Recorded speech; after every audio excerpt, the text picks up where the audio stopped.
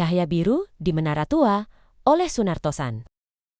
Di pinggiran kota Tanjung Biru, berdiri sebuah mercusuar tua yang sudah bertahun-tahun mati. Penduduk kota bilang tempat itu berhantu, tapi Elara tidak pernah percaya pada takhayul. Baginya, setiap rahasia pasti punya penjelasan yang logis. Setiap malam sebelum tidur, ia selalu memandangi mercusuar itu dari jendela kamarnya. Bertanya-tanya, mengapa bangunan itu dibiarkan sunyi?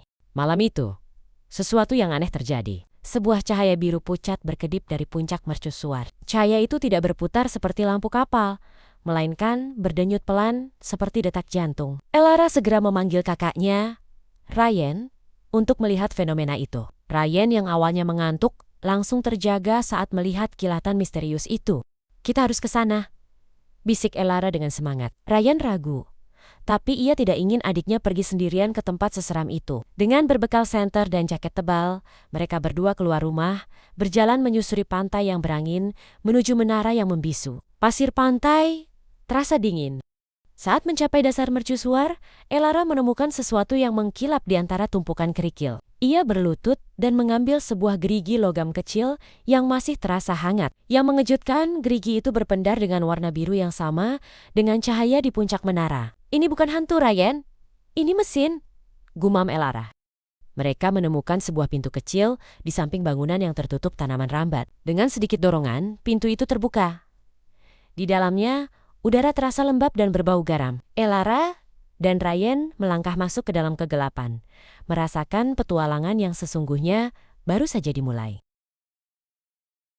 Tangga melingkar di dalam mercusuar seolah tidak ada habisnya. Ryan mengangkat senternya tinggi-tinggi, menerangi dinding batu yang mulai retak. Setiap langkah mereka menggema di seluruh ruangan yang sunyi. Meskipun takut, Ryan terus melangkah di belakang Elara, memastikan adiknya tetap aman dari bayangan yang menari di dinding.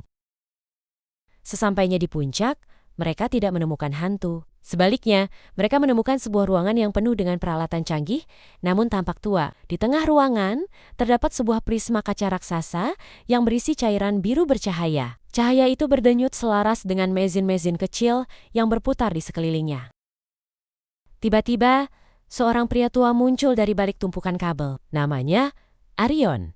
Ia bukan hantu, melainkan seorang penemu yang telah lama mengasingkan diri. Arion terkejut melihat dua anak kecil di laboratorium rahasianya.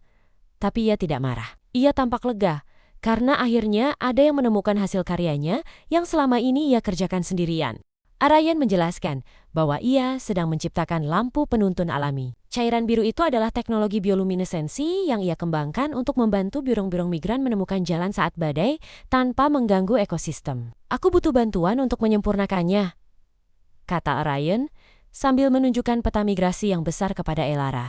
Elara dan Ryan membantu Arion menyambungkan kabel terakhir. Seketika, mercusuar itu memancarkan cahaya biru yang sangat terang ke langit malam. Tak lama kemudian, ribuan burung migran muncul, terbang mengikuti cahaya itu dengan aman.